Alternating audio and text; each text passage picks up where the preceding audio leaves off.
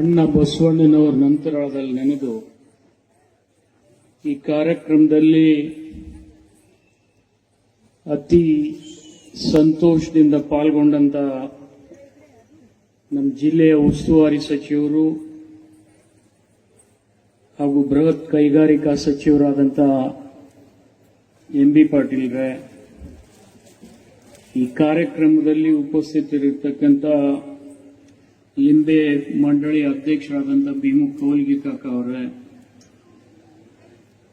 ಮಾನ್ಯ ತಾಲೂಕಾ ಮಟ್ಟದ ಗ್ಯಾರಂಟಿ ಸಮಿತಿ ಅಧ್ಯಕ್ಷರಾದಂಥ ಹಳಮನಿ ಅವರೇ, ವೇದಿಕೆ ಮೇಲೆ ಆಸೀನರಾಗಿರ್ತಕ್ಕಂಥ ಎಂ.ಡಿ. ಅವರೇ, ಸಿ ಅವರೇ, ಇಲಾಖೆಯ ಎಲ್ಲ ಮುಖ್ಯಸ್ಥರೇ, ಉಪಸ್ಥಿತ ಹಿರಿಯರೇ, ಆತ್ಮೀಯರೇ, ತಾಯಂದ್ರೆ, ಪತ್ರಕರ್ತ ಮಿತ್ರರೇ,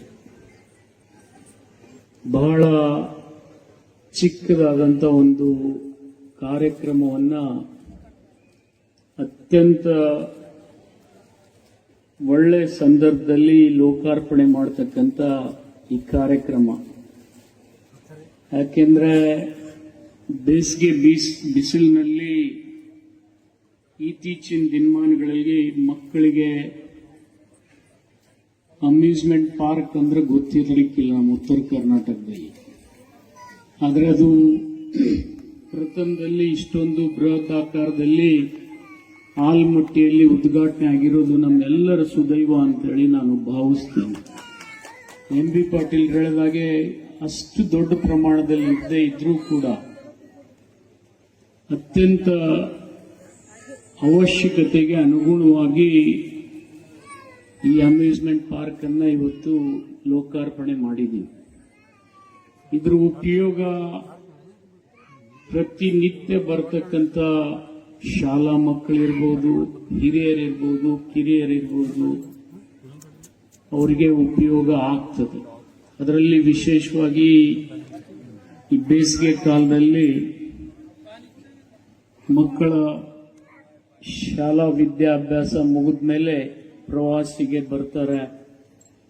ಅವ್ರ ಸಲುವಾಗಿ ಇದೊಂದು ದೊಡ್ಡ ಅವಕಾಶ ಅಂತೇಳಿ ನಾನು ಭಾವಿಸ್ತೀನಿ. ಇದರ ಜೊತೆಗೆ ಎಂ.ಬಿ. ಪಾಟೀಲ್ ಹೇಳಿದಾಗೆ ನಮ್ಮ ಜಿಲ್ಲೆಗೆ ಆಲ್ಮಟ್ಟಿ ಅಣೆಕಟ್ಟು ಬಹಳ ದೊಡ್ಡ ವರದಾನವಾಗಿ ಹೊರಹೊಮ್ಮಲಿದೆ. ಆ ತೀರ್ಪಿಗೆ ಅನುಗುಣವಾಗಿ ಸರ್ವೋಚ್ಚ ನ್ಯಾಯಾಲಯ ವ್ಯಾಜ್ಯಗಳ ಮುಗಿದ ಮೇಲೆ ಇಲ್ಲಿವರೆಗೆ ಆಲ್ಮಟ್ಟಿ ಅಣೆಕಟ್ಟಿನಲ್ಲಿ ಮುಳುಗಿಕೊಂಡಿರ್ತಕ್ಕಂಥ ಬಿಜಾಪುರ ಜಿಲ್ಲೆಯ ಯಾವುದಾದ್ರೂ ತಾಲೂಕು ಇದ್ರೆ ಅದು ಬಸವನ ಬಾಗೇವಾಡಿ ಹಳೆಯ ತಾಲೂಕು ಅಂತೇಳಿ ಹೇಳಬೇಕಾಗ್ತದೆ.